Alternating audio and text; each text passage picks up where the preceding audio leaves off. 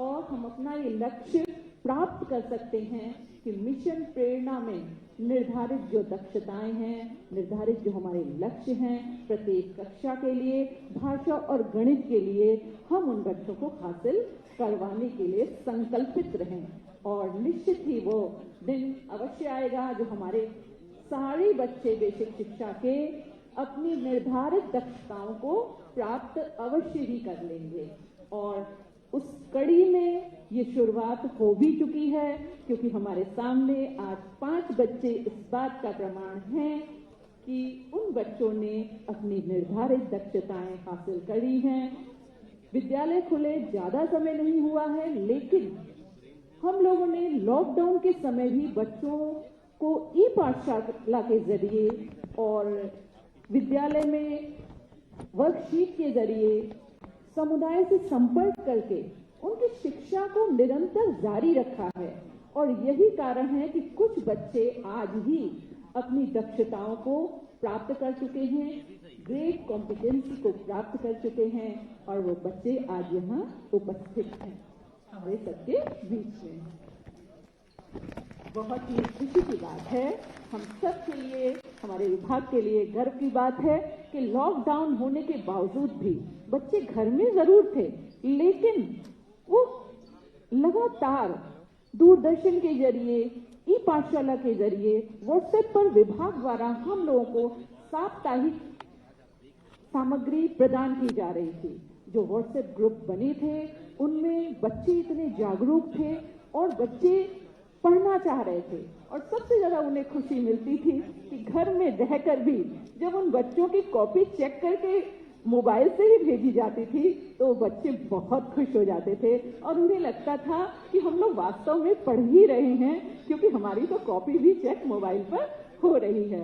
तो इस बीच बच्चों ने ये आईसीटी का प्रयोग भी बहुत कुछ सीख लिया, मोबाइल चलाना भी उन्हें नन्हे बच्चों को भी आ गया।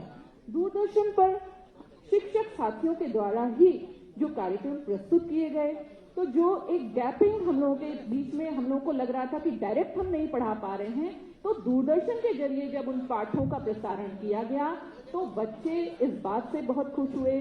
जिनके पास मोबाइल नहीं थे उन लोगों को भी इस सुविधा का लाभ उठाना आ गया, और दूरदर्शन यदि सबके घर में टीवी नहीं भी था फिर भी ग्राम प्रधान ने इसकी व्यवस्था करी, पंचायत भवन में इसकी व्यवस्था करी गई, और टीवी पर सारे बच्चों ने मिल करके जगह जगह थोड़े थोड़े ग्रुप्स में बच्चों ने टीवी देखा और पाठों को पढ़ा।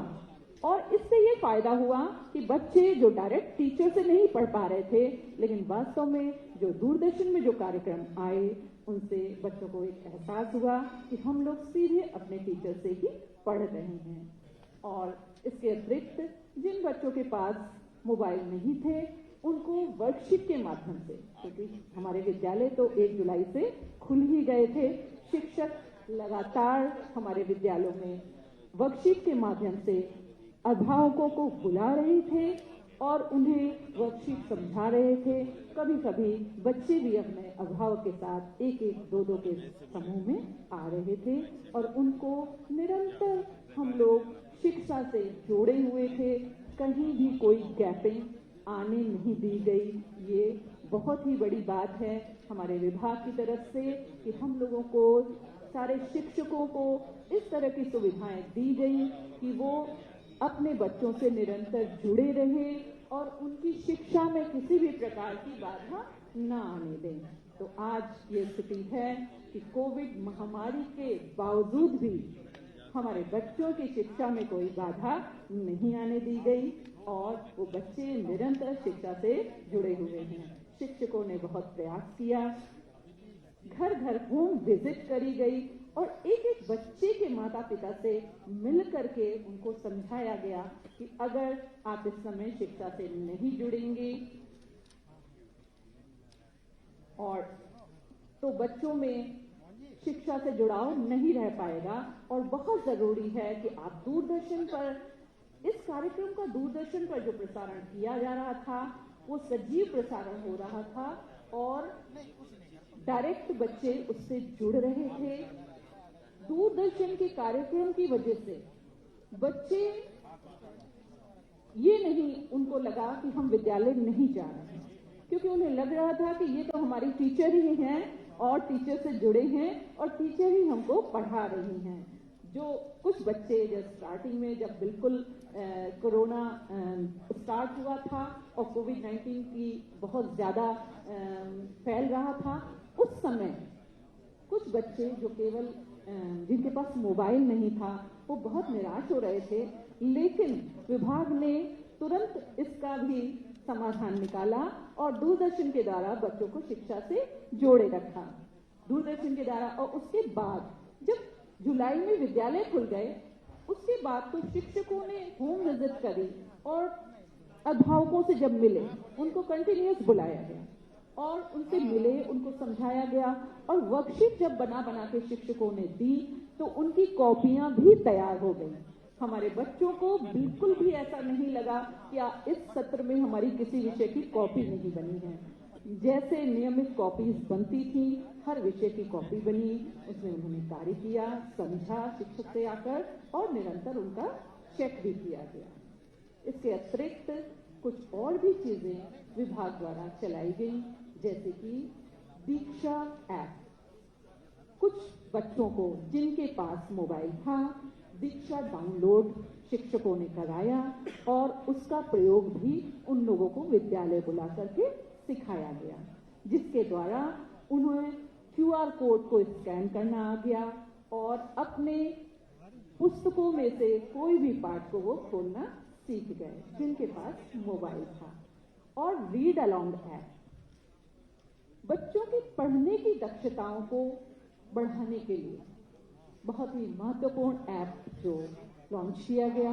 रीड अलोंग ऐप भाषा की हिंदी और अंग्रेजी दोनों की दक्षता में सुधार करने के लिए, और सबसे अच्छी बात इस ऐप की ये थी कि वो बिना इंटरनेट के भी चल जाता था और इसका भी प्रयोग बच्चों को विद्यालय में बुला करके कराया गया। और इसके अतिरिक्त गांव में जो बच्चे कभी कभी विद्यालय आते थे अपनी मैम से मिलने के लिए, उनकी प्रोफाइल शिक्षकों ने स्वयं अपने मोबाइल पर ही बना ली और उन्हें इजाजत दी कि आप आइए हमारे मोबाइल में पढ़कर हमको सुनाइए, पढ़कर आप प्रैक्टिस कर सकते हैं। और शिक्षकों ने यकीन मानिए कि अपने ही मोबाइल पर 25-25 बच्चों की प्रोफाइल बनाई, जिसके द्वारा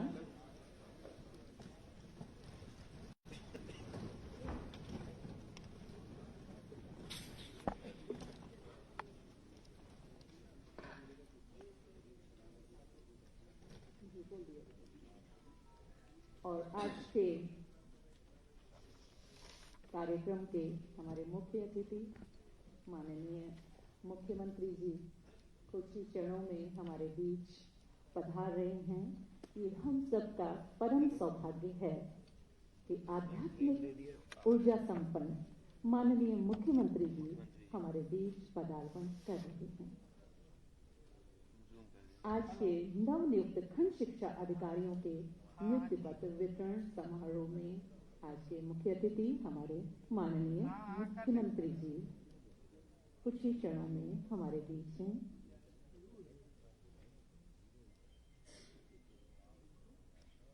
ये हम सब के लिए परम सौभाग्य की बात है। हम सब का परम सौभाग्य है कि हमारे मध्य आध्यात्मिक ऊर्जा संपन्न माननीय मुख्यमंत्री जी पदार्पण कर चुके हैं।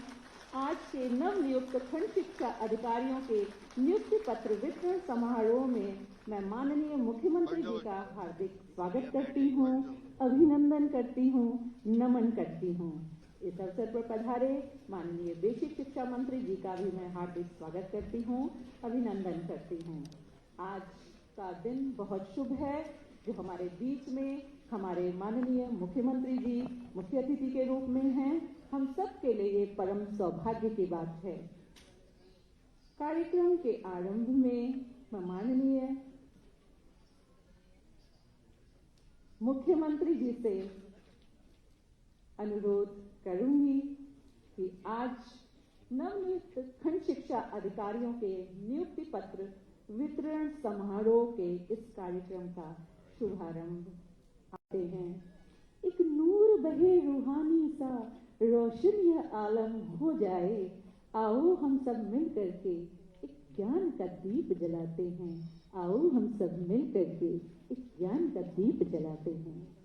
माननीय मुख्यमंत्री जी के कर कमलों से आज के इस कार्यक्रम का शुभारंभ हो चुका है। आपकी तालियां आपकी भावनाओं को मंच तक पहुंचा सकती हैं।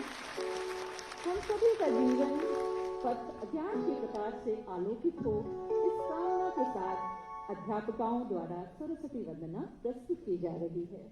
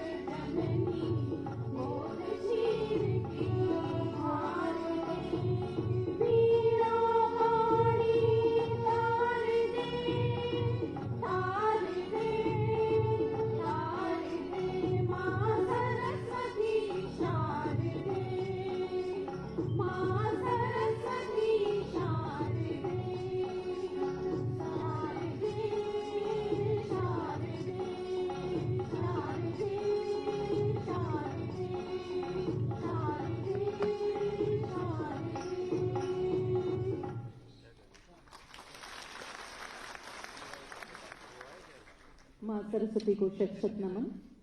आज के समारोह के शुभ अवसर पर मैं माननीय मंत्री जी बेसिक शिक्षा जी से अनुरोध करती हूं कि आप माननीय मुख्यमंत्री जी का स्वागत पुष्प भेंट करके करें।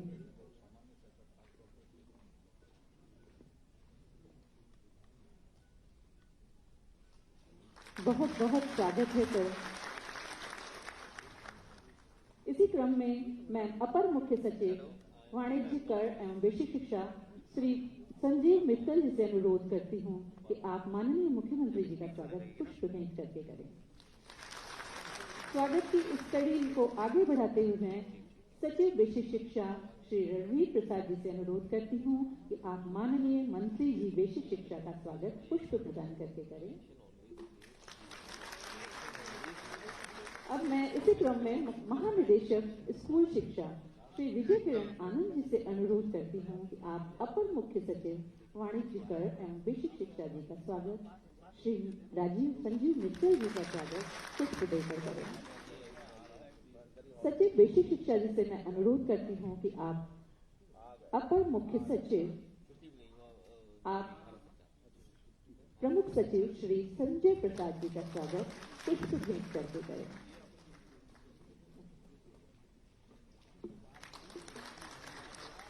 मैं अपर मुख्य सचिव आदरणीय श्री संजीव मित्तल जी से अनुरोध करती हूँ कि आप माननीय मुख्यमंत्री जी का शब्द सुमनों से स्वागत करें।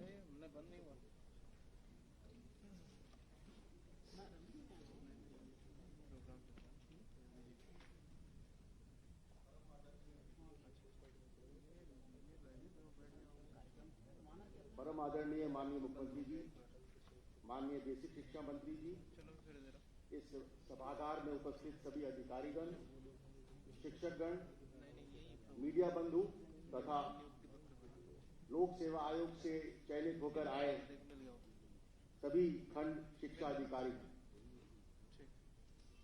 आज के इस कार्यक्रम में मैं माननीय मुख्यमंत्री जी का बेसिक शिक्षा विभाग की ओर से हार्दिक स्वागत और अभिनंदन करता हूं। आज ही के इस कार्यक्रम में मैं माननीय बेसिक शिक्षा मंत्री जी का भी विभाग की ओर से हार्दिक स्वागत और अभिनंदन करता हूं। मैं आप सभी को ये अवगत कराना चाहता हूं कि पिछले 4 वर्षों में माननीय मुख्यमंत्री जी के निर्देशों से और उनके कृपा दृष्टि से लगभग 1,20,000 अध्यापकों की नियुक्ति बेसिक शिक्षा विभाग में हुई है, जिससे विभाग के कार्यों में शिक्षा में बहुत अभूतपूर्व सुधार आया है। इसी कड़ी में आज के कार्यक्रम में 271 खंड शिक्षा अधिकारी जो लोक सेवा आयोग से चयनित होकर आए हैं का आज नियुक्ति पत्र वितरण कार्यक्रम है। मैं सभी को बधाई देता हूं और इस कार्यक्रम में आने का स्वागत करता हूं। बहुत बहुत कोविड महामारी के दौरान बच्चों के लिए विद्यालय लंबे समय तक बंद थे, लेकिन अब शासन के निर्देशानुसार हमारे विद्यालय खुल गए हैं और बच्चे एक बार फिर नई उमंग और नई ऊर्जा के साथ अपने विद्यालय से जुड़ सकें, अपने विद्यालय की क्रियाकलापों में संलग्न हो सकें। इसके लिए प्रेरणा ज्ञानोत्सव, माननीय मुख्यमंत्री जी के निर्देशानुसार उनके नेतृत्व में प्रेरणा ज्ञानोत्सव का आयोजन किया गया है। 1 मार्च 2021 से यह ज्ञानोत्सव 100 दिन का है। प्रेरणा ज्ञानोत्सव कार्यक्रम के संबंध में माननीय मुख्यमंत्री जी की अनुमति से एक लघु फिल्म का प्रसारण अब आपके समक्ष किया जा रहा है।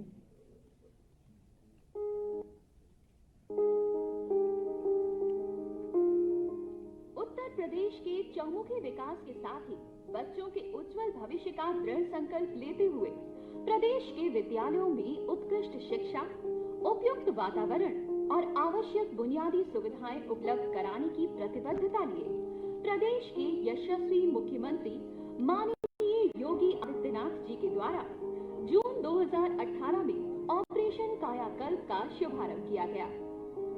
साथ ही शिक्षा के स्तर में विकास के लिए सितंबर 2019 में मिशन प्रेरणा की भी शुरुआत की गई। आज प्रदेश के परिषदीय विद्यालयों की दशा और दिशा में बड़ा परिवर्तन आया है। विद्यालयों की यह सुखद तस्वीर और मन लगाकर पढ़ते लिखते बच्चे अपने बदलाव की कहानी खुद बयां कर रहे हैं। कोरोना जैसी वैश्विक महामारी के समय में भी माननीय मुख्यमंत्री जी की प्रभावी रणनीति और दूरदर्शिता के कारण विद्यालयों में शुद्ध पेयजल, शौचालय, ब्लैक बोर्ड और टाइल्स जैसी 18 मूलभूत और बाल मैत्रिक अवस्थापना सुविधाओं से काया कल्पित करने का कार्य कोविड प्रोटोकॉल का पालन करते हुए निरंतर जारी रहा। बच्चे की शिक्षा की निरंतरता बनाए रखने के उद्देश्य से प्रदेश सरकार का ऑनलाइन व्यवस्था के अंतर्गत ई पाठशाला के माध्यम से डीडी उत्तर प्रदेश पर प्रत्येक दिन 4 घंटे के शैक्षिक कार्यक्रमों के प्रसारण के साथ ही 1.5 लाख व्हाट्सएप ग्रुप्स द्वारा कक्षावार और विषयवार शैक्षिक सामग्री निरंतर उपलब्ध कराई जा रही है। शिक्षा के स्तर में सुधार के लिए एक प्रेरणा लक्ष्य का निर्धारण किया गया था, जिसके मूल्यांकन के लिए प्रेरणा लक्ष्य ऐप की शुरुआत की गई। इस ऐप द्वारा शिक्षक और अभिभावक किसी भी समय छात्रों का निःशुल्क कैलेंडर, टाइम टेबल, शिक्षक डायरी, प्रिंट बेंच, मटेरियल आदि की व्यवस्था भी की गई है, जिससे शिक्षण कार्यों में समयबद्धता और गुणवत्ता सुनिश्चित हो रही है। ARP और SRG द्वारा शिक्षकों के नियमित प्रशिक्षण और सहयोगात्मक पर्यवेक्षण के लिए उनका अकादमिक सहयोग, अभिप्रेरण और क्षमता वर्धन किया जा रहा है। विद्यालयों को शैक्षिक और सह शैक्षिक गतिविधियों के साथ आदर्श विद्यालय के रूप में विकसित करने के लिए न्याय पंचायत स्तर पर शिक्षक संकुल का गठन किया गया है। प्राथमिक और उच्च प्राथमिक विद्यालयों में बच्चों को शिक्षा की मुख्य धारा से पुनः जोड़ने और उनकी दक्षताओं को बढ़ाने के लिए 100 दिन का विशेष शिक्षण अभियान प्रेरणा ज्ञानोत्सव के रूप में आयोजित किया जा रहा है। प्राथमिक कक्षाओं के बच्चों में अपेक्षित अधिगम स्तर को प्राप्त करने के लिए विभाग द्वारा विकसित समृद्ध हस्त पुस्तिका पर आधारित रेमेडियल टीचिंग संचालित की जा रही है। प्रेरणा ज्ञानोत्सव में विद्यालयों द्वारा शिक्षा चौपाल का आयोजन किया जाएगा। शिक्षा चौपाल का नेतृत्व क्षेत्र से चुने गए सांसद, विधायक, जिलाधिकारी और मुख्य विकास अधिकारी द्वारा किया जाएगा, जिसका उद्देश्य शिक्षकों के साथ ही अभिभावकों, छात्रों और समस्त समुदाय को प्रेरित करना है। इस शिक्षा चौपाल के अंतर्गत कुछ प्रमुख गतिविधियां करने का प्रावधान है, जिनमें डेमो क्लासेस का प्रदर्शन और बच्चों को प्रेरित करने के लिए प्रेरक बालिका और बालक को सम्मानित किया जाएगा। साथ ही उत्कृष्ट कार्य करने और लक्ष्यों को प्राप्त करने वाले शिक्षकों को भी सम्मानित किया जाएगा। अभिभावकों को इस अभियान से जोड़ने के लिए अधिकारी और शिक्षकों द्वारा गृह भ्रमण करते हुए विद्यालय और कक्षा रूपांतरण के बारे में अवगत कराया जाएगा और प्रेरणा लक्ष्य के संबंध में शिक्षकों, छात्रों और अभिभावकों को जागरूक करते हुए शपथ ग्रहण कराई जाएगी। प्रेरणा ज्ञानोत्सव सिर्फ 100 दिवसों का एक अभियान नहीं है, बल्कि ये प्रदेश के सभी बच्चों के लिए उम्मीद की वो किरण है जिसने कोरोना जैसे काल में भी उनकी आगे बढ़ने की ललक और कुछ कर जाने के अपने सपने को धुंधला नहीं होने दिया।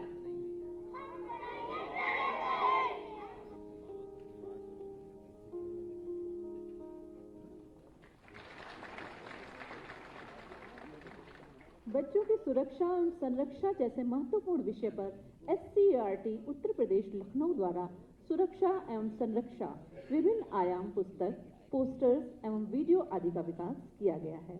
मैं माननीय मुख्यमंत्री जी से अनुरोध करती हूँ कि आप सुरक्षा एवं संरक्षा विभिन्न आयाम पुस्तक का विमोचन करने की कृपा करें।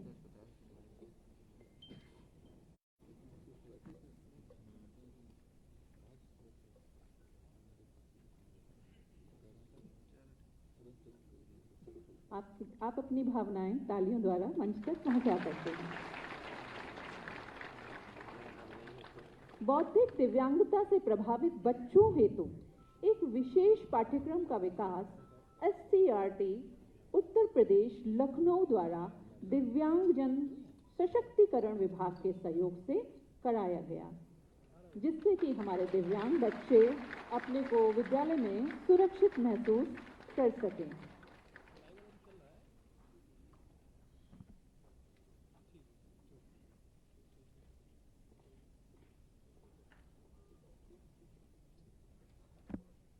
मैं माननीय मुख्यमंत्री जी से विनम्र अनुरोध करती हूं कि आप इस विशेष पाठ्यक्रम पैकेज का विमोचन करने की कृपा करें, जो हमारे दिव्यांगता से प्रभावित बच्चों के लिए है।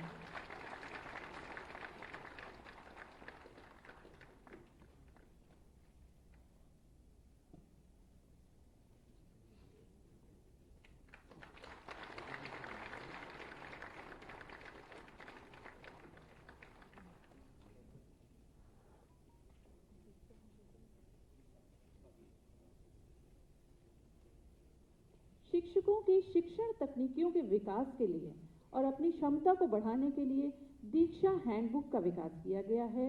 मैं माननीय मुख्यमंत्री महोदय से अनुरोध करती हूं कि आप दीक्षा हैंडबुक का विमोचन करने की कृपा करें।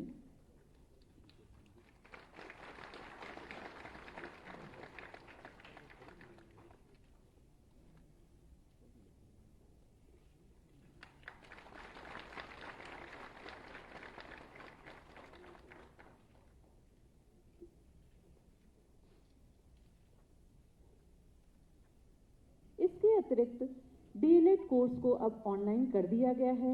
मैं माननीय मुख्यमंत्री महोदय से विनम्र अनुरोध करती हूँ कि आप बटन दबाकर ऑनलाइन कोर्स डीएलएड कोर्स का शुभारंभ करने की कृपा करें।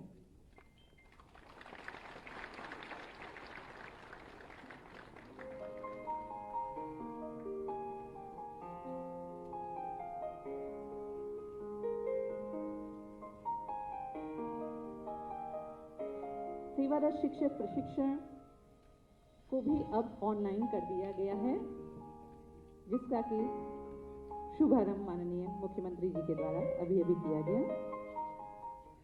आप अपनी भावनाएं तालियों द्वारा यहाँ पर पहुंचा सकते हैं।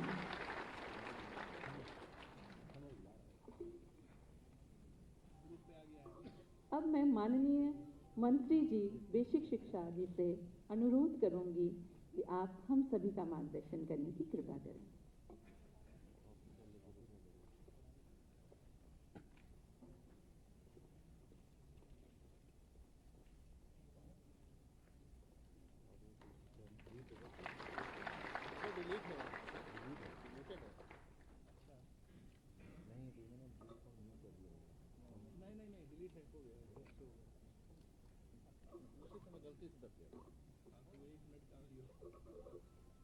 उत्तर प्रदेश के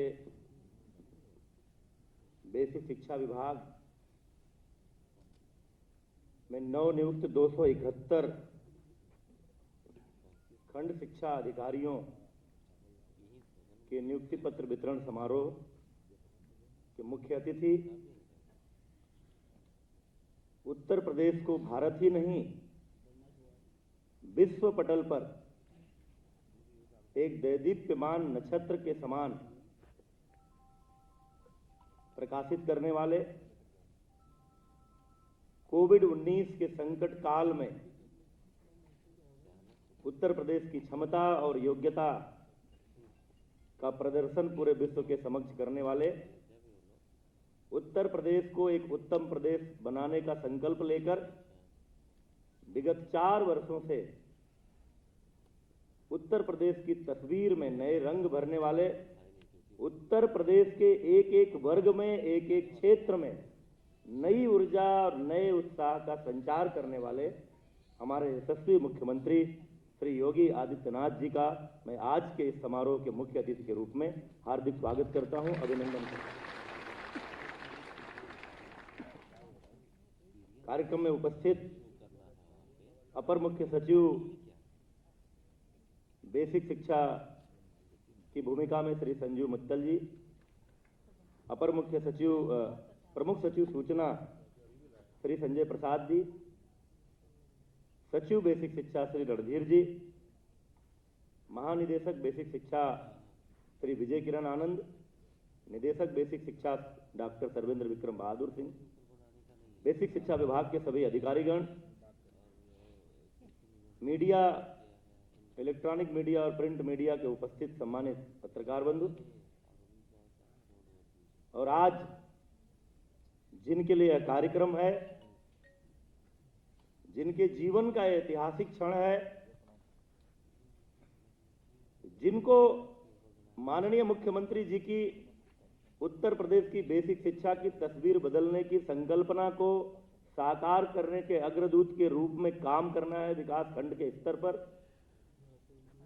उत्तर प्रदेश के इतिहास में एक साथ इतनी बड़ी संख्या में माननीय मुख्यमंत्री जी का उत्तर प्रदेश के नौजवानों को रोजगार देने का और गांव गरीब मजदूर किसान के बच्चों को भी गुणवत्तापूर्ण शिक्षा देने का संकल्प पूरा करने के लिए इतनी बड़ी संख्या में नवनियुक्त हमारे सभी खंड शिक्षा अधिकारीगण, मैं उनका यहां हार्दिक स्वागत करता हूं, अभिनंदन करता हूं।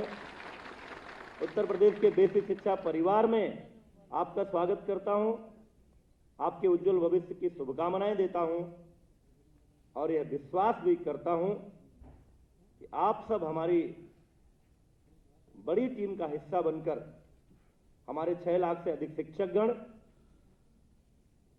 हमारे 1,60,00,000 से अधिक नौनिहाल छात्र छात्राएं,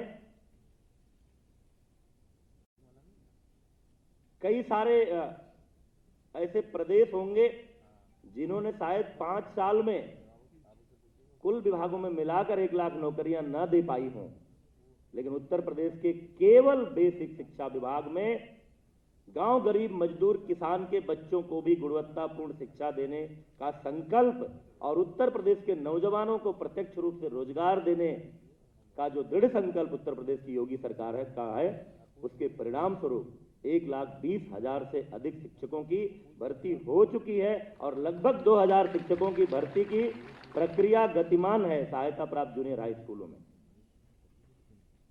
इसके साथ ही जोड़कर जो 6 लाख से अधिक का शिक्षा परिवार हमारा तैयार हुआ है, शिक्षकों का, शिक्षा मित्रों का, अनुदेशकों का, उनका खंड विकास के स्तर पर उनका अनुश्रवण करना, उनका मार्गदर्शन करना, शासन और उनके बीच सेतु का काम करना, छात्रों अभिभावकों की समस्याओं का समाधान करना, शिक्षकों की समस्याओं का समाधान करना और अभिभावक, छात्र, शिक्षक को शासन की मंशा के अनुरूप उनको जोड़ना, उनको प्रेरित करना और हम सब जो भी संकल्प लेते हैं, जो नियम परिनियम बनाते हैं, जो अभियान चलाते हैं, उन अभियानों को साकार रूप देने में आपकी महत्वपूर्ण भूमिका है।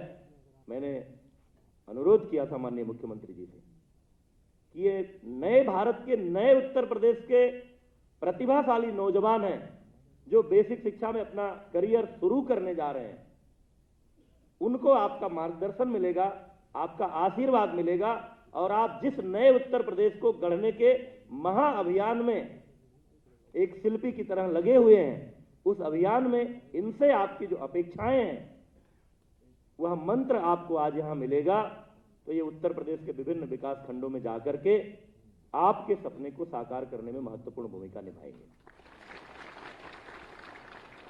बातें बहुत है, पिछले 4 वर्षों में इतना कुछ हुआ है बेसिक शिक्षा विभाग में जिसका वर्णन करने के लिए घंटों लगेंगे, इसलिए मैं उसके दोहराव में नहीं जाऊंगा। बहुत सारी चीजें आपने वीडियो के माध्यम से देखी भी हैं।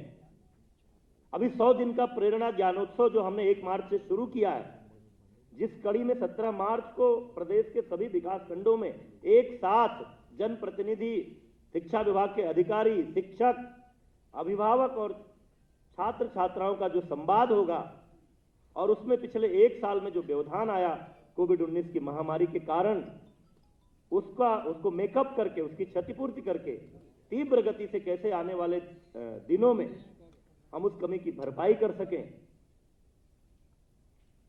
और मैं बार बार एक बात कहता हूं, इसलिए नहीं कहता हूं कि पिछली सरकारों की व्यवस्था की आलोचना करना चाहता हूं, इसलिए कहता हूं कि उत्तर प्रदेश की जनता के मन में यह विश्वास पैदा होना चाहिए कि जब तक उत्तर प्रदेश योगी सरकार के हाथों में है, तब तक उत्तर प्रदेश के किसी गरीब मजदूर किसान को अपने बच्चों की शिक्षा के लिए, अपने परिवार की चिकित्सा के लिए, अपने बेटे बेटियों के रोजगार के लिए, आवास के लिए, शौचालय के लिए, सड़क के लिए, बिजली के लिए चिंता करने की आवश्यकता नहीं है।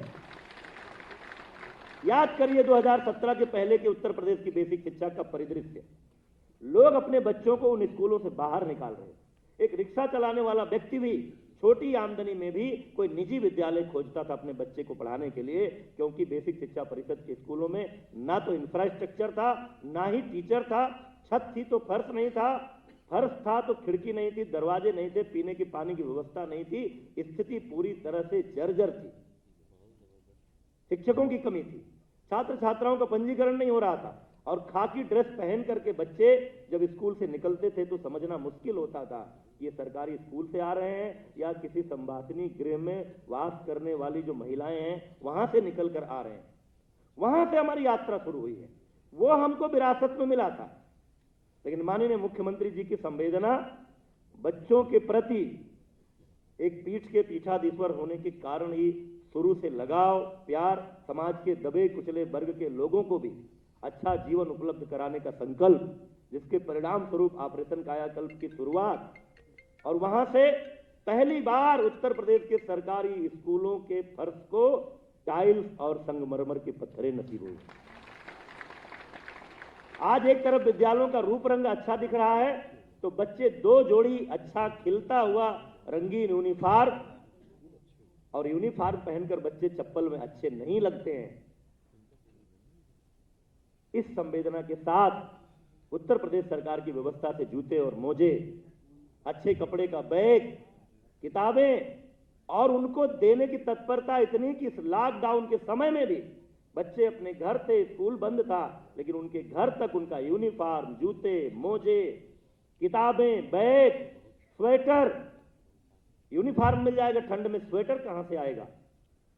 इस संवेदना के साथ माननीय मुख्यमंत्री जी ने छात्र छात्राओं को उत्कृष्ट सुविधाएं उपलब्ध कराई और सबसे बड़ी बात, हम सब ने अपनी पीएचडी तक की शिक्षा पूरी करने के बाद भी उत्तर प्रदेश में स्मार्ट क्लास नहीं देखा था अपनी कक्षाओं में, लेकिन हमारे गांव गरीब मजदूर, किसान, रेहड़ी वाले, ठेले वाले के बच्चे भी जिन स्कूलों में पढ़ते हैं, उन स्कूलों में इस कोविड की महामारी के दौरान ऑनलाइन क्लासेज, दूरदर्शन के माध्यम से पढ़ाई, ये पूरी दुनिया के लिए आश्चर्य का विषय था। हमारे साथ पढ़े हुए लोग जो हमारी तरह उन जर्जर भवनों में पढ़कर बड़े हुए, जो अमेरिका, इंग्लैंड, जापान, जर्मनी में बसे हुए हैं, नौकरी कर रहे हैं, उनके टेलीफोन आ रहे थे कि जो उत्तर प्रदेश के सरकारी स्कूलों में ऑनलाइन क्लासेज के दृश्य अखबारों में, मीडिया में आ रहे हैं, क्या ये सही है? क्योंकि उनको विश्वास नहीं हो रहा था कि ऐसा भी हो सकता है।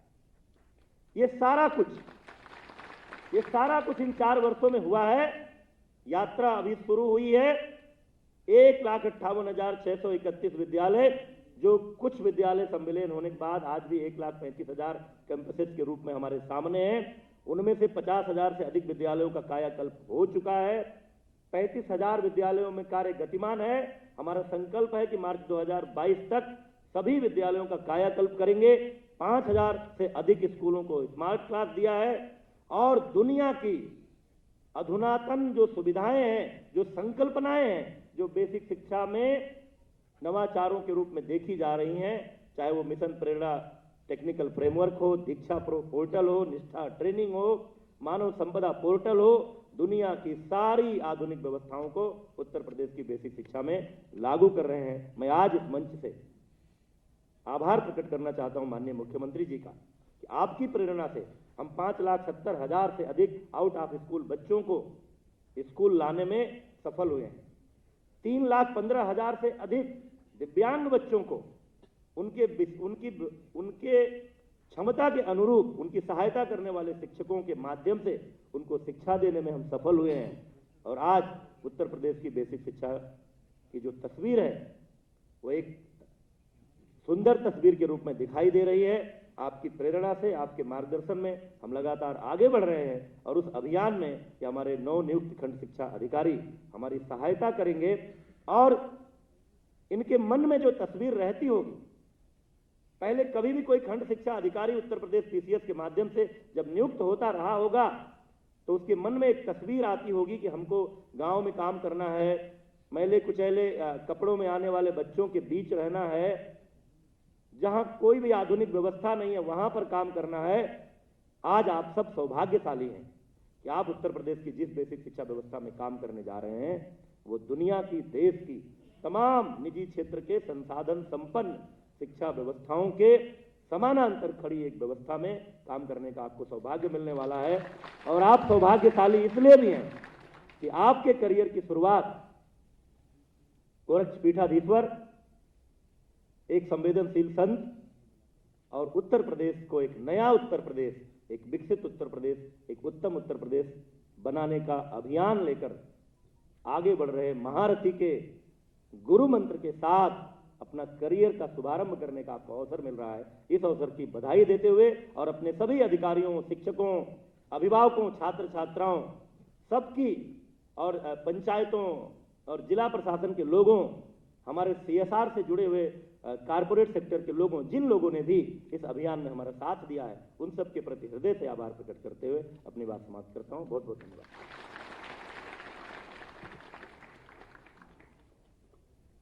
Thank you sir. आज 271 नव चयनित खंड शिक्षा अधिकारियों को नियुक्ति पत्र प्रदान किया जाना है। अब नव चयनित 271 खंड शिक्षा अधिकारियों में से उन 10 खंड शिक्षा अधिकारियों के जीवन का वो अविस्मरणीय एवं स्वर्णिम पल आ गया है जब उन्हें माननीय मुख्यमंत्री जी के कर कमलों से नियुक्ति पत्र प्रदान किया जाएगा। ये पल निश्चित ही आप सबके जीवन में प्रेरणा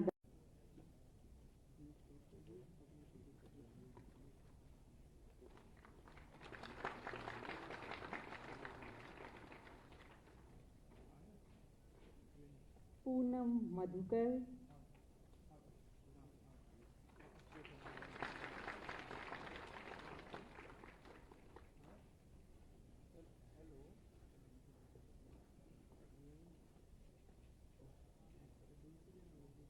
पूनम मधुकर जी, अवधेश कुमार सोनकर,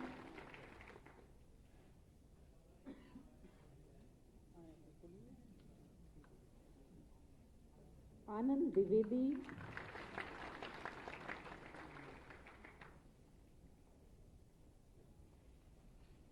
अंतिमा,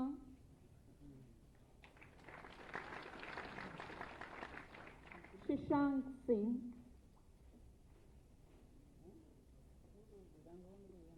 समर सिंह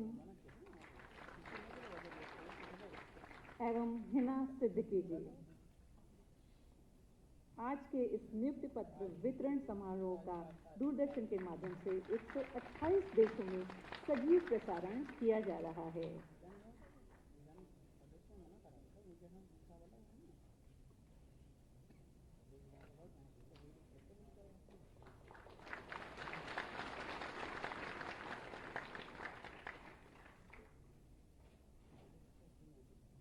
निश्चित ही आप सबके जीवन का आज बहुत ही शुभ दिन है, जो हमारे माननीय मुख्यमंत्री जी के आशीर्वाद आपको प्राप्त हो रहा है।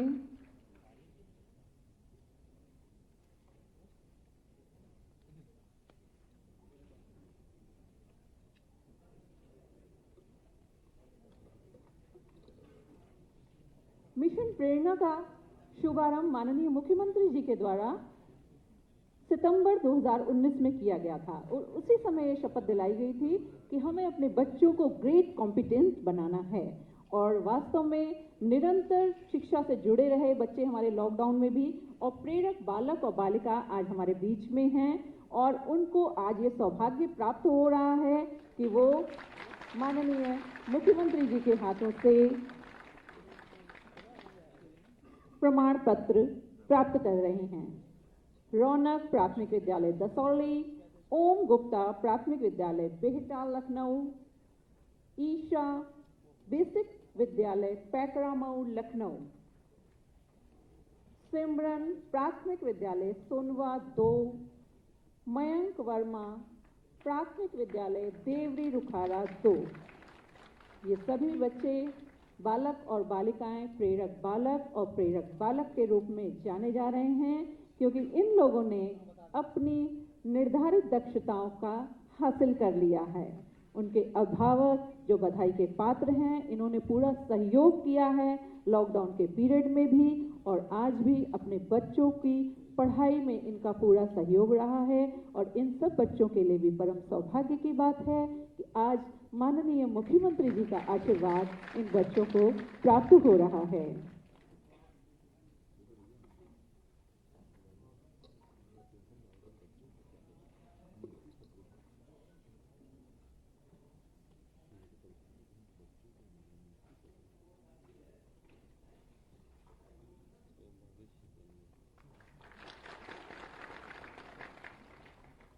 बच्चों के साथ साथ उनके अभिभावकों का भी बहुत सहयोग रहा है। इस लॉकडाउन के पीरियड में अभिभावकों के सहयोग के बिना यह कार्य संभव नहीं था।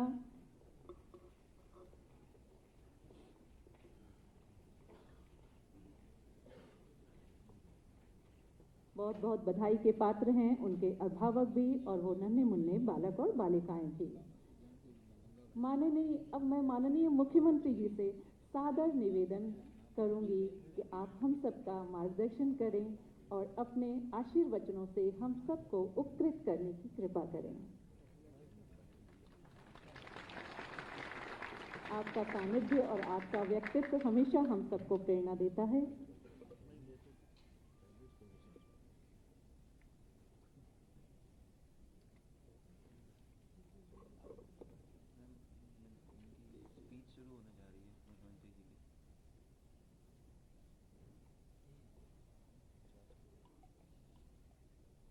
बेसिक शिक्षा परिषद के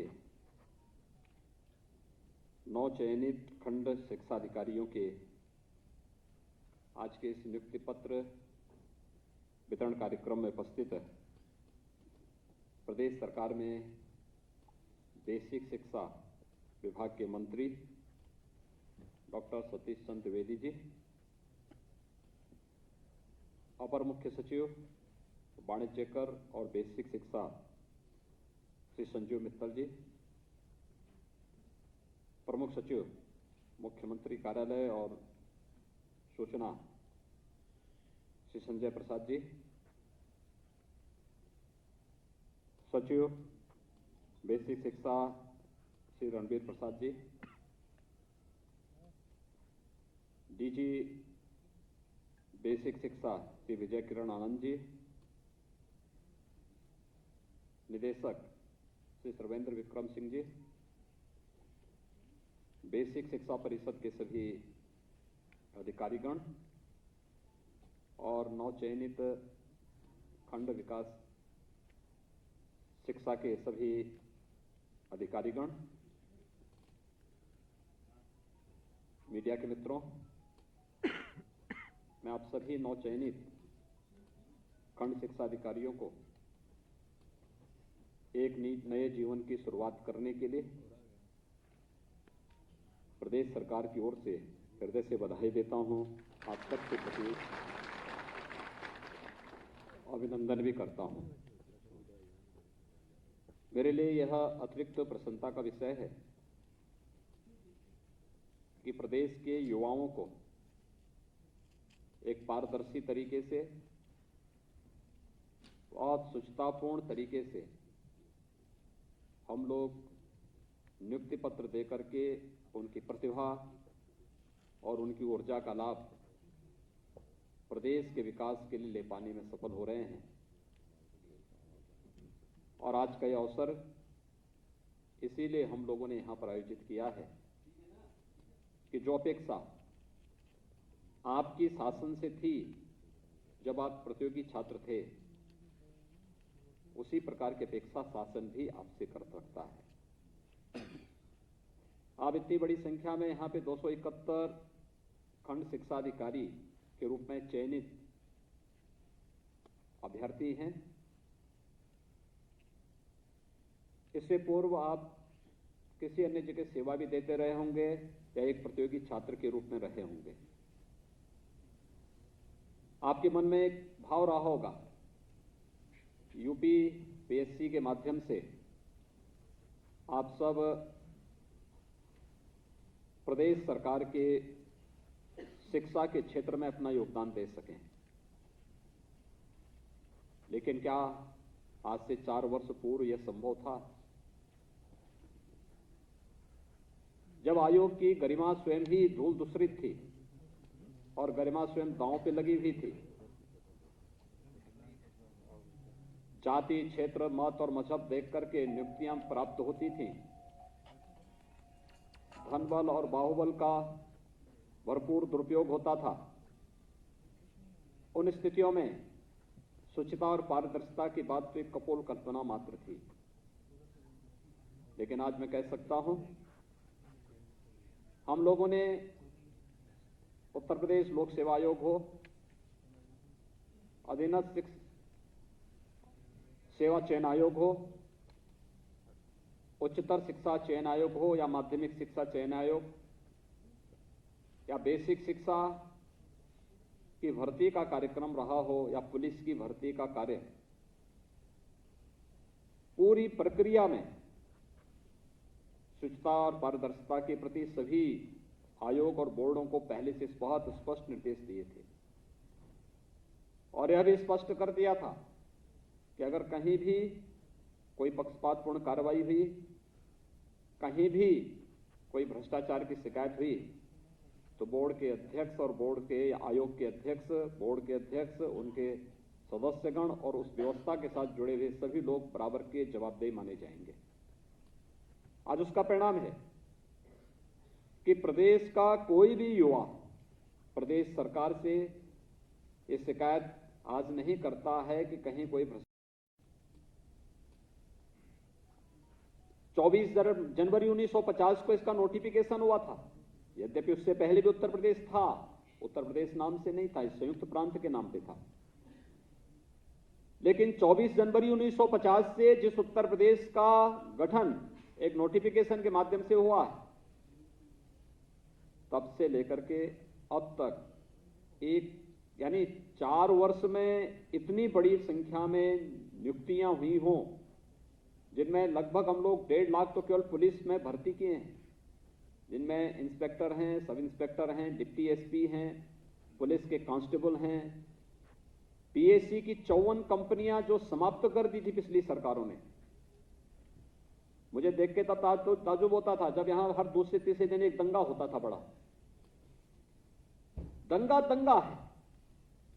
संपत्ति या जनहानि इस पक्ष की हो उस पक्ष की हो, लेकिन प्रभावित प्रदेश होता था, छवि प्रदेश की खराब होती थी, कॉमन मैन प्रभावित होता था। और पुलिस इसलिए सहाय होती थी कि जहां उत्तर प्रदेश के पास 3 लाख का पुलिस बल होना चाहिए था, वह 1.25 लाख तक सीमित रह गया था। कानून व्यवस्था को बनाए रखने के लिए पीएससी की जो भूमिका होनी चाहिए थी, उसकी 54 कंपनियां समाप्त कर दी गई थी। हम लोग आए, हम लोगों ने कहा कि भाई पूरी पारदर्शी तरीके से भर्ती की प्रक्रिया होनी है, भर्ती की प्रक्रिया में महिलाओं को प्राथमिकता दी जाए। और उसका परिणाम है 4 वर्ष के दौरान 1.5 लाख से अधिक पुलिस कर्मियों की भर्ती, जिसमें डिप्टी एसपी के स्तर पर, सब इंस्पेक्टर के स्तर पर, कांस्टेबल के स्तर पर, पीएससी की समाप्त हो चुकी वाहिनियों को पुनर्जीवित करते हुए, 3 नई महिला वाहिनियों का पुनर्गठन करते हुए, एसटीआरएफ का गठन करते हुए, प्रदेश के अंदर एंटी टेररिस्ट स्क्वाड का गठन करते हुए, या फिर एसटीएफ का स्ट्रेंथन करने की कार्रवाई को तेजी के साथ आगे बढ़ाते हुए हम लोग उस प्रक्रिया को जहां पूरा किए, एक भी जगह कोई ये नहीं शिकायत कर सकता कि कहीं भी किसी ने कोई पैसे की लेन देन की हो, किसी के साथ भेदभाव हुआ हो, कहीं पर किसी प्रकार की कोई अव्यवस्था फैली हो। ऐसे ही शिक्षा में भी था, लंबी लड़ाई लड़ी गई, हमने प्रक्रिया को पारदर्शी बनाया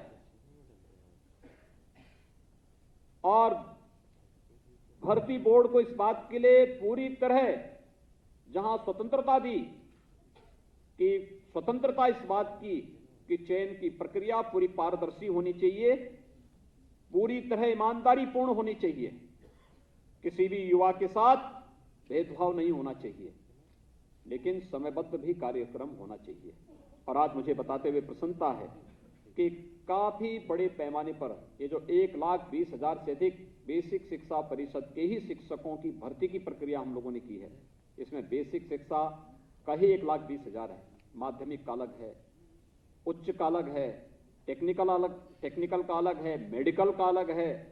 ये पूरी संख्या को अगर आप देखेंगे तो ये भी शिक्षकों की ही भर्ती की प्रक्रिया लगभग 1.5 लाख हुई है। अन्य विभागों की भी नियुक्तियां इसी स्तर पर हुई हैं, कहीं पे जल शक्ति विभाग का, कहीं पीडब्ल्यूडी का, कहीं पे अन्य लोक निर्माण विभाग का, अन्य अलग अलग विभागों की भी भर्ती की प्रक्रिया को भी हम लोगों ने उसी ग्राम्य विकास का, पंचायती राज का, नगर विकास का, जहां भी थी उस प्रक्रिया को तेजी के साथ आगे बढ़ाने का कार्य किया। और 4 वर्ष में 4 लाख से अधिक नियुक्ति की प्रक्रिया को पूरी पारदर्शी तरीके से आगे बढ़ाते हुए प्रदेश की युवा ऊर्जा का उपयोग प्रदेश के निर्माण में, प्रदेश के विकास में हम लोगों ने लेने का कार्य किया। ये प्रक्रिया पूरी पारदर्शी थी। अगर सरकार आपकी चयन की प्रक्रिया पारदर्शी तरीके से कर रही है, कहीं आपके साथ कोई भेदभाव नहीं है, हमने आरक्षण के नियमों का पालन किया, यहां तक कि 10% आर्थिक रूप से सामान्य जाति के लोगों को भी आरक्षण दी जाने वाली उस व्यवस्था को भी यहां पर इस प्रक्रिया के साथ जोड़ा गया। अगर पूरी प्रक्रिया को पूरी पारदर्शी तरीके के साथ सरकार ने आगे बढ़ाया है, तो सरकार की आप सबसे अपेक्षा होगी कि इसी प्रकार की पारदर्शी तरीके के साथ, पूरी ईमानदारी और पूरी प्रतिबद्धता के साथ आप सब भी अपने अपने क्षेत्र में कार्य करेंगे। मैं आपसे पूछना चाहता हूं, आप में से क्या किसी को कहीं सिफारिश करने की आवश्यकता पड़ी? हाथ उठा के बोल दो, इशारा कर दो। यहां पे आप में से किसी को कहीं सिफारिश करने की आवश्यकता पड़ी? किसी नेता से, किसी मंत्री से, किसी अधिकारी से, किसी अन्य जगह से? और ऐसा तो नहीं कि किसी मंत्री, किसी अधिकारी या किसी नेता के घर के लोग पैसा लेने के लिए, वसूलने के लिए आपके घरों में, आपके आसपास चले हों, लेकिन ये पहले होता था। 2017 के पहले होता था। कोई खानदान ऐसी होती थी कि जो अलग अलग भर्ती उनको आवंटित हो जाती थी। ये फलाना भाई देखेगा, ये फलाना चाचा देखेगा, ये फलाना भतीजा देखेगा, ये फलाना देखेंगे, ये सब होता था ना यहाँ पे। ये चाचा, काका, मामा, नाना, ये सब पहले या तो महाभारत में आपने सुना होगा या पिछले 2012 से 2017 के बीच में अपने नाम सुने होंगे। ये महाभारत के वही पात्र हैं जिन्होंने फिर से जन्म लिया। और ये लोग जैसे महाभारत करके भारत की प्रगति को पूरी तरह बाधित किए थे, इन लोगों ने फिर से प्रदेश के विकास को बाधित किया था। ये विकास के बाधक तत्व हैं। जब किसी ईमानदार व्यक्ति को नौकरी देनी हो, ईमानदारी से उसकी योग्यता और उसकी क्षमता के आधार पर तक ईमानदारी नहीं दिखती थी। पहले जाति, और जाति में भी अगर कोई अच्छा ईमानदार व्यक्ति उसको नहीं, फिर पैसा, और फिर ये भी देखते थे कि पैसे के साथ साथ तो ये भी देखते थे कि ऐसा तो नहीं भी परिवार की कोई अयोग्य लड़की है तो उसका शादी के लिए कोई बरी मिल जाए, चले इसी बहाने इसके तय हो जाए। ये भी सब कारक बनते थे, लेकिन इसका खामियाजा किसको भुगतना पड़ता था? प्रदेश को। प्रदेश की 22 करोड़ 24 करोड़ जनता इससे प्रभावित होती थी। प्रदेश पिछड़ता गया।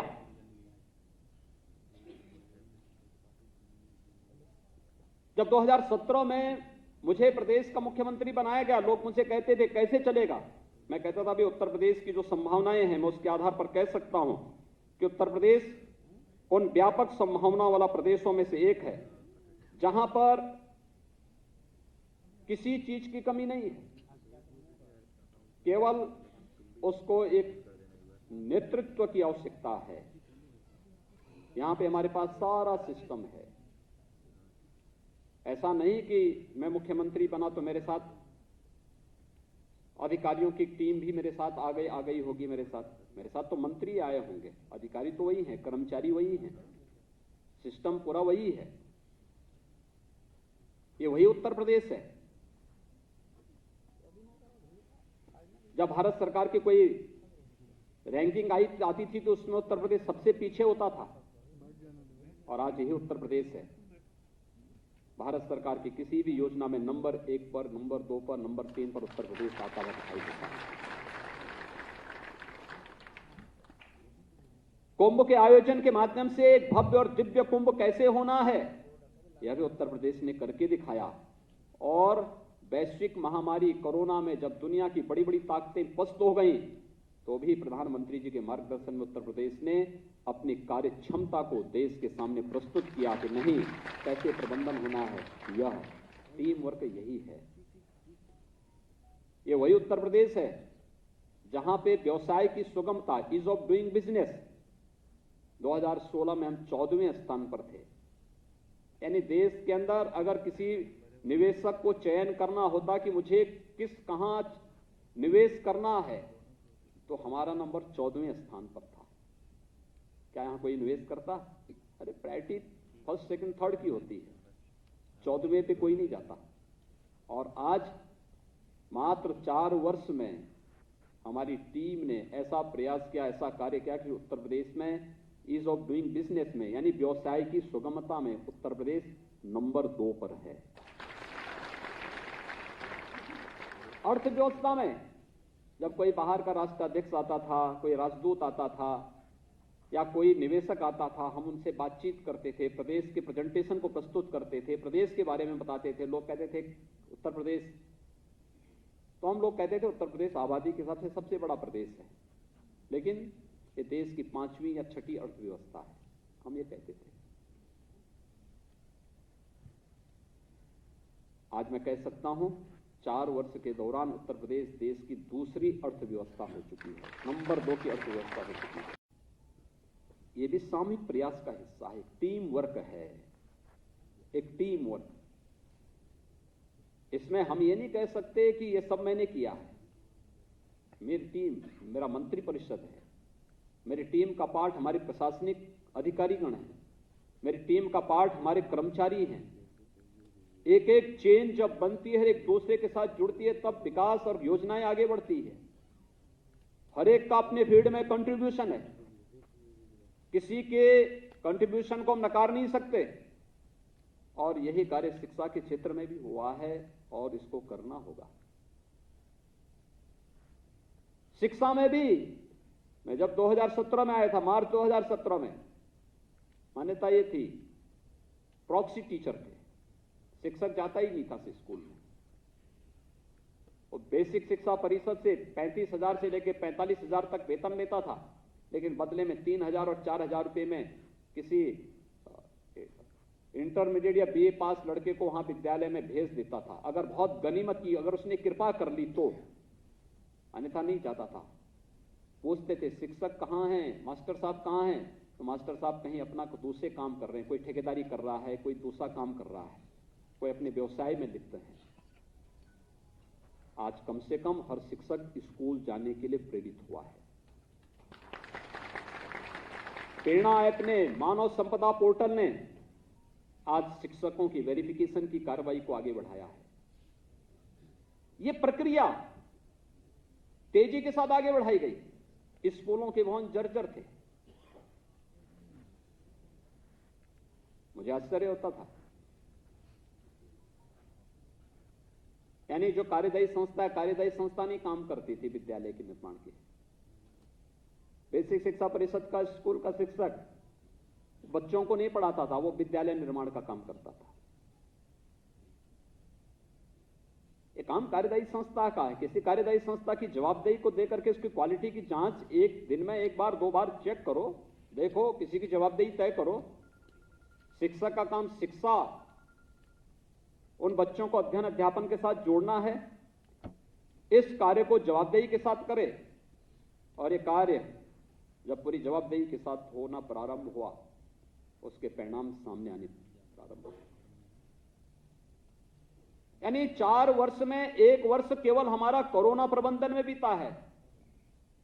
बेसिक शिक्षा परिषद के स्कूलों को हम 1 मार्च से खोल पाए हैं। अभी वहां भी पूरी स्ट्रेंथ के साथ बच्चे नहीं आ पा रहे हैं। अभी भी हम लोग सतर्क हैं। कई राज्यों में फिर से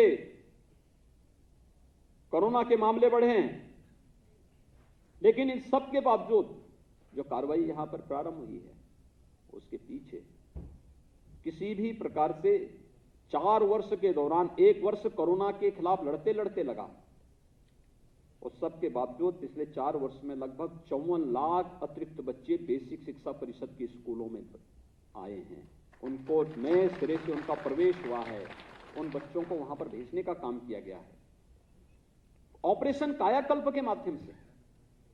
देखिए, आप में से हर एक व्यक्ति कुछ नया दे सकता है अपने अपने फील्ड में।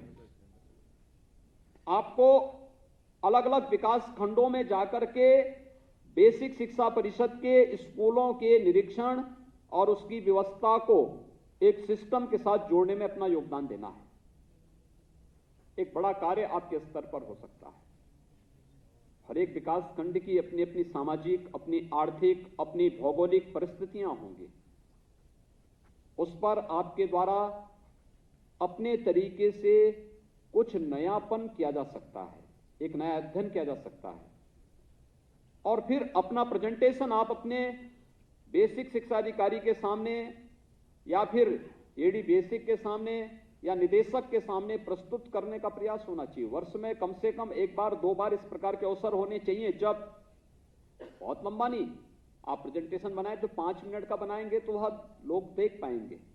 बहुत लंबा नहीं बनाना, लेकिन बना सकते हैं। कहां की सामाजिक स्थिति क्या है, भौगोलिक स्थिति क्या है, वहां की अन्य सांस्कृतिक स्थितियां, परिस्थितियां किस प्रकार की हैं, वहां पे जनसांख्यिकी की क्या स्थिति है, और कैसे बच्चों के सर्वांगीण विकास में बेसिक शिक्षा परिषद बड़ी भूमिका का निर्वहन कर सकता है। ये काम केवल एक अभिभावक का नहीं है, ये काम केवल एक शिक्षक का भी नहीं है, आपका भी उतनी बड़ी भूमिका इस पूरे कार्य में हो सकती है। शिक्षक अपने विद्यालय, उसका विद्यालय उसका कमांड एरिया का क्षेत्र है। लेकिन एक खंड शिक्षा अधिकारी के रूप में पूरा विकास खंड आपका कमांड एरिया का क्षेत्र है, जिसमें बेसिक शिक्षा में क्या आमूलचूल परिवर्तन, वहां पर कुछ नए उसके साथ आप कर सकते हैं जो अन्यों के लिए भी प्रेरणादायी बन सकता है। आप में से बहुत सारे लोग इस फील्ड में काम कर सकते हैं और ये कुछ नया करके दिखाने की आवश्यकता है। पाठ्यक्रम ये शासन तय कर रहा है, शासन तय करता है, आपका परिषद तय कर रहा है, लेकिन पाठ्यक्रम की तरह भी बहुत कुछ ऐसी गतिविधियां होती हैं जो बच्चों को अपने साथ जोड़ने का आधार बनता है। देखिए, इसमें बहुत क्षरण हुआ है, याद करना, आज से 25 साल 30 साल पहले, 35 साल पहले, 40 साल पहले जब खंड शिक्षा अधिकारी अपने अपने यहां बेसिक शिक्षा परिषद के स्कूलों के भ्रमण में जाते थे, उस समय उसका एक सम्मान भी था, उसकी गरिमा भी थी, और वे लोग जाते थे तो वह बड़े सम्मान के साथ लोग देखते भी थे। क्वालिटी ऑफ एजुकेशन उनका फोकस होता था। उस समय साधन नहीं थे तो भी वह लोग जाते थे, आवागमन के साधन नहीं थे, पैदल जाते थे, साइकिल से जाते थे, अन्य साधन का उपयोग करके जाने का प्रयास करते थे, विद्यालयों में रुकते थे, उसके परिणाम सामने आते थे, बच्चों से पूछते थे। अब तो एक शॉर्टकट का रास्ता बना दिया है। मैंने सुना इस बार फिर बेसिक शिक्षा परिषद कह रहा है कि अब पढ़ाई ऑनलाइन हुई, ये कह रहे हैं आप उनको सबको प्रमोट कर दो। देखिए, हमें एक प्रतिस्पर्धा बच्चों के बीच में खड़ी करनी होगी, और प्रतिस्पर्धा इस बात को लेकर के हर बच्चे के मन में हो कि नहीं, मैं इसके योग्य हूं। पलायन का रास्ता दिखाने की बजाय या उसके द्वारा दीनता दिखाने की बजाय उसको हम सक्षम बनाएं। ये न्यू है, जितनी मजबूत हो पाएगी उतना ही वह सक्षम और सामर्थ्यवान बन पाएगा, और समाज और राष्ट्र उतना ही सक्षम और सामर्थ्यवान बनेगा। ये बच्चे हमारे बच्चे हैं, इन बच्चों की नींव को मजबूत करना हमारा दायित्व बनता है, और ये कार्य न हो कि हम एक औपचारिकता निर्वहन करने के लिए, केवल प्रमोट करने के लिए संस्थाएं खोल दें। हमें एक स्वस्थ प्रतिस्पर्धा खड़ी करनी होगी। और अभी तो एक वर्ष से तो विद्यालय फिजिकली खुले ही नहीं। बेसिक शिक्षा परिषद के विद्यालय तो 1 मार्च से हम लोगों ने रिस्क लेकर के अभी खोले हैं, लेकिन प्रयास होना चाहिए। हम इनको धीरे धीरे करके, पहले कोविड के सभी नियमों का पालन करते थे, उनकी सुरक्षा, क्योंकि जो हाई रिस्क कैटेगरी है उसमें बेसिक शिक्षा परिषद के सभी बच्चे आ जाते हैं, और हाई रिस्क कैटेगरी के होने के नाते वहां पर हमें उन बच्चों की कोविड से बचाव के बारे में या अन्य जितने भी वेक्टर बॉर्न डिजीज होंगी उन सब से बचाव के बारे में हमें पहले से उसके बारे में सतर्कता बरतनी पड़ेगी, और सतर्कता बरतने के साथ फिर प्रयास होना चाहिए कि कैसे फिजिकली उनकी क्लासेस प्रारंभ हो। जो बच्चे आ रहे हैं उनको पहले चरण में, छोटे बच्चे हैं, पहली क्लास में, दूसरी क्लास में, उनको देखना चाहिए अक्षर ज्ञान है या नहीं है। हम वहां से शुरुआत कर लें, देखें वहां पर, उस प्रक्रिया को हम आगे बढ़ाएं, और फिर धीरे धीरे करके हमें इसको आगे बढ़ाना चाहिए, और फिर महीना 2 महीने इसको चला करके, और फिर प्रयास होना चाहिए एक शॉर्ट टेस्ट का कार्यक्रम। पहले 1 घंटे का होता रहा होगा, आप आधे घंटे का करिए, 15 मिनट का करिए, 15 मिनट में भी टेस्ट लिए जा सकते हैं। उन बच्चों का एक अलग अलग तरीके से भी हम मौखिक भी उनका वो ले सकते हैं। एक व्यवस्था, उनके मन में एक भाव आना चाहिए, प्रतिस्पर्धा का भाव होना चाहिए, स्वस्थ प्रतिस्पर्धा, वो बच्चा आगे बढ़ सके। एक औपचारिकता नहीं, लेकिन हमें उसको प्रोत्साहन देना पड़ेगा, प्रोत्साहित करना पड़ेगा। आज जब सरकार शिक्षा में इतना खर्च कर रही है, इतना सहयोग कर रही है, बेसिक शिक्षा परिषद में तो हम उनको यूनिफॉर्म भी दे रहे हैं, 2 यूनिफॉर्म दे रहे हैं, बैग दे रहे हैं, बुक्स दे रहे हैं, जूते मोजे दे रहे हैं, स्वेटर भी उपलब्ध करा रहे हैं, ये सभी सुविधाएं उपलब्ध हो रही हैं।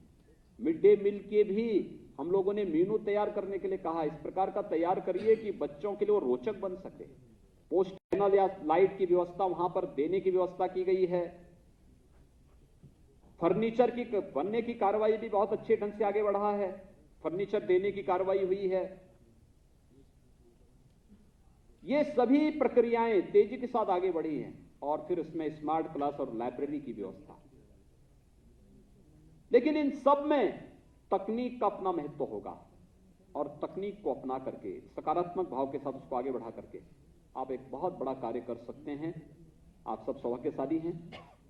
देश के सबसे बड़े बेसिक शिक्षा परिषद के साथ आप सबको जुड़ने का अवसर प्राप्त हो रहा है। याद रखना, नौकरी की शुरुआत आप जैसे कर लेंगे, आपके कैरियर को वह उसी रूप में आगे बढ़ाएगा।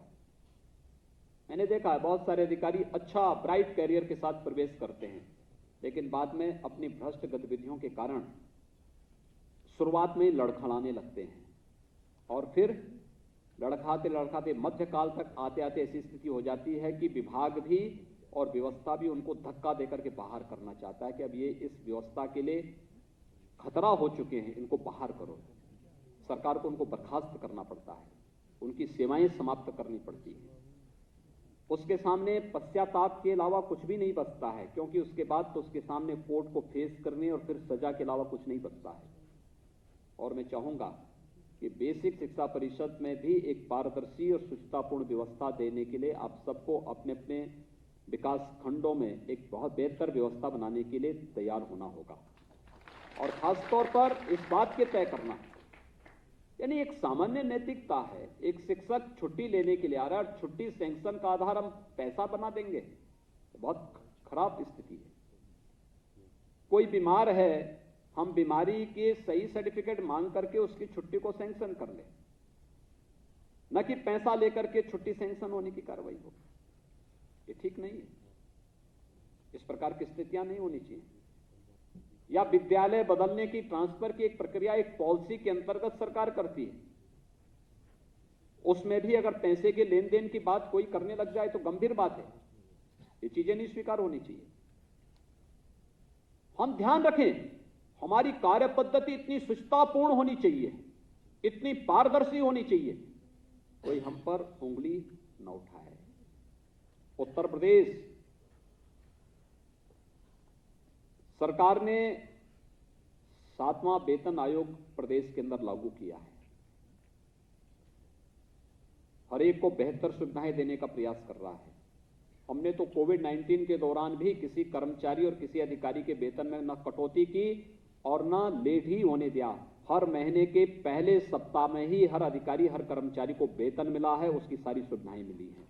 ये पूरे प्रदेश के अंदर किया गया। 14 लाख कर्मचारी हैं, सभी को समय पे वेतन मिला है, समय पे सारी सुविधाएं मिली है। कोविड-19 के दौरान जब दुनिया की अर्थव्यवस्था डगमगाने लग गई थी, प्रदेश ने कोई भी किसी भी प्रकार कर्मचारियों के हितों के साथ कोई किसी प्रकार का कोई खिलवाड़ नहीं होने दिया। और जब सरकार संवेदनशील है तो इसके बाद हमें इन चीजों के बारे में बहुत उसके साथ देखना होगा।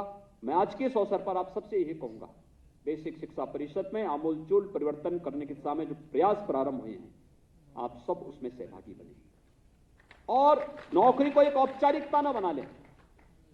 शिक्षा के क्षेत्र में बच्चों के लिए, क्योंकि आपको उस फील्ड में काम करना है जहां पर वे बच्चे हैं। हो सकता है परिवार में बहुत उनको गाइड न किया जाता हो, लेकिन आप थोड़ा भी प्रयास प्रारंभ करेंगे, कैसे सहजता के साथ, सरलता के साथ हम उन बच्चों के मन में अच्छे भाव लाकर के शिक्षा के प्रति रुचि जागृत कर सके, गांव-गांव से बच्चों को स्कूल जाने के लिए प्रेरित कर सके। विकास खंड हमारा प्रयास होना चाहिए। पहले चरण में एक विद्यालय को आदर्श विद्यालय बनाना, फिर दूसरे चरण में हम लोग न्याय पंचायत स्तर पर आदर्श विद्यालयों की श्रृंखला खड़ी करें, फिर तीसरे चरण में पूरे विकास खंड को आदर्श विकास खंड के रूप में, बेसिक शिक्षा के आदर्श विकास खंड के रूप में विकसित करने की प्रक्रिया का पालन करें। इस थोड़ा कुछ ना कुछ चलना चाहिए और सभी चीजों पर बहुत तेजी के साथ अगर आप कार्य करना प्रारंभ करेंगे, आप खंड शिक्षा अधिकारी के रूप में आपका कैरियर वहीं से बनता हुआ दिखाई देगा, जो आपको आगे के लिए एक बहुत अच्छा बैकग्राउंड देगा। आपका वो प्रेजेंटेशन विभाग के लिए उपयोगी सिद्ध हो पाएगा, लेकिन उसके लिए टीम वर्क करना पड़ेगा। नकारात्मक भाव के साथ नहीं, सकारात्मक भाव के साथ हम इस अभियान को बढ़ाएंगे तो सफलता प्राप्त होगी। आज के इस अवसर पर 271 आप सभी खंड शिक्षा अधिकारियों का यहाँ पर नियुक्ति पत्र की प्रक्रिया का कार्यक्रम यहाँ पे संपन्न हुआ है। मैं इसके लिए आप सबको बधाई देता हूँ, अपनी शुभकामनाएं देता हूँ और विश्वास व्यक्त करता हूँ कि हम लोग, आप सभी लोग शासन की मंशा के अनुरूप बेसिक शिक्षा परिषद के पूरे अभियान के साथ जुड़ करके पूरी ईमानदारी और पूरी प्रतिबद्धता के साथ शिक्षा की इस नींव को मजबूत बनाने में अपना योगदान देंगे। आप सबके प्रति मेरी शुभकामनाएं। धन्यवाद। जय हिंद। बहुत आभार सर। अब मैं सचिव बेसिक शिक्षा विभाग श्री रणवीर प्रसाद जी से अतिथियों के धन्यवाद ज्ञापन का अनुरोध करती हूँ।